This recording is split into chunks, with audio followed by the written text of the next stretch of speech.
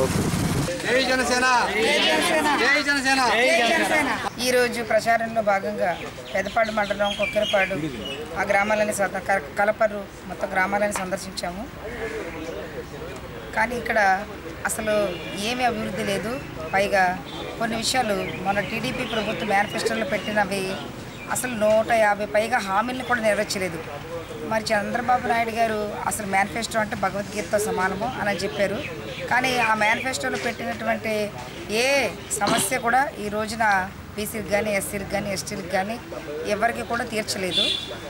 ఇప్పుడు పవన్ కళ్యాణ్ గారు అంటే మేము పెట్టిన మేనిఫెస్టో క్షేత్రస్థాయిలో ఉన్నతమైన విద్యావంతులు ప్రజల దగ్గరికి వెళ్ళి వాళ్ళ ఇబ్బందులు ఏంటో తెలుసుకుని పెట్టిన మేనిఫెస్టో. ఖచ్చితంగా ఈ మేనిఫెస్టో ప్రజలందరికీ ఉపయోగకరం అని చెప్పేసి కూడా మేము ప్రజలకు వివరిస్తున్నాము. చాలా ఆనందపడుతున్నారు.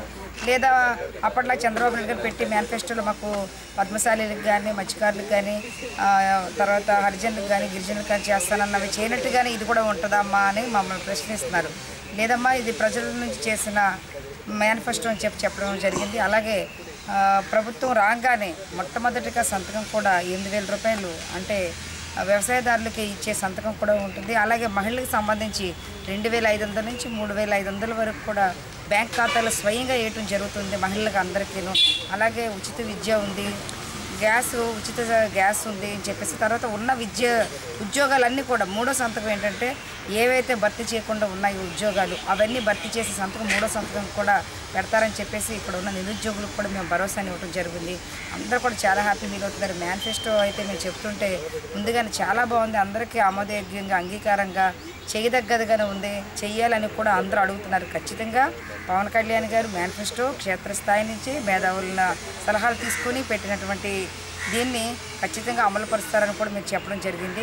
అలాగే ఇక్కడ గ్రామాల్లో చూస్తే అభివృద్ధి అనేది చాలా కుంటిపడిపోయి ఉంది. గ్రామ స్థాయిలో అభివృద్ధి అనేది అసలు ఏ విధంగానూ జరగలేదు. ఏదో కొన్ని చోట్ల మాత్రమే అభివృద్ధి ఉంది.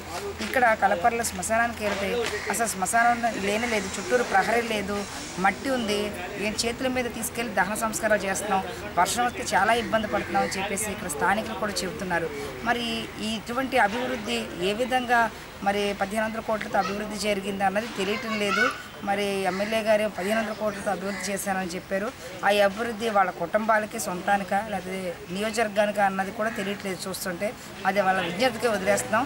కానీ మేము వస్తే మాత్రం ఖచ్చితంగా మేము వస్తే మార్పు కోసం ఏదైతే మార్పు కోసం పార్టీని స్థాపించారో ఆ మార్పు దెందులూరు నియోజకవర్గంలో ఖచ్చితంగా నేను చేస్తానని చెప్పేసి కూడా ప్రజలకి నా అక్క చెల్లికి అన్నదమ్ములందరూ కూడా నేను వాళ్ళకి అడుగుతున్నాను, వినియోగించుకుంటున్నాను. వాళ్ళు కూడా సరేనమ్మా ఇన్నాళ్ళు ఒకే కులాన్ని ఒకే వర్గాన్ని మేము చూసాము, ఆడబిడ్డవే వచ్చావు, మేము ఖచ్చితంగా చేస్తాము, మహిళవి మా ఇంట్లో బిడ్డగా ఉన్నావు అని వాళ్ళ స్పందన చాలా బాగుంది.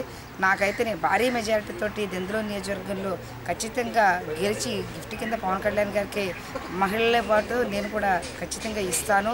అందరూ కూడా మహిళలు చాలా స్పందన అంటున్నారు. పవర్ స్టార్ పవన్ కళ్యాణ్ అంటే యువకులే అని అంటారు కానీ అలా కాదు. మా మహిళలు చాలా ప్రభావితం అయ్యారు మేనిఫెస్టో చూసి కానీ అలాగే ఆయన మార్పు గురించి మాట్లాడినవి కానీ అన్ని విషయాల మీద మహిళలు చాలా స్పందన వ్యక్తం చేస్తున్నారు. నేను వెళ్ళి వాళ్ళ ఇంటి ముందు ఇదమ్మా అని వాళ్ళకి చెప్పినప్పుడు స్పందన చాలా అద్భుతంగా ఉంది. కాబట్టి ఖచ్చితంగా ఇక్కడ భారీ మెజార్టీతో మహిళా ఓటర్లతోనే కానీ యువత ఓటర్లతో కానీ అలాగే బీసీ ఎస్టీ మైనారిటీ లౌకికవాదుల ఓటర్లతో కానీ మార్పు కోసం కోరుకునే వాళ్ళ ఓటర్లతోనే కానీ అలాగే ఇక్కడ ప్రభుత్వ వ్యతిరేకం అభ్యర్థి వ్యతిరేకంగా ఉన్న ఓటర్లతో కానీ నేను భారీ మెజార్టీతో గెలుస్తాను. జై జనసేన.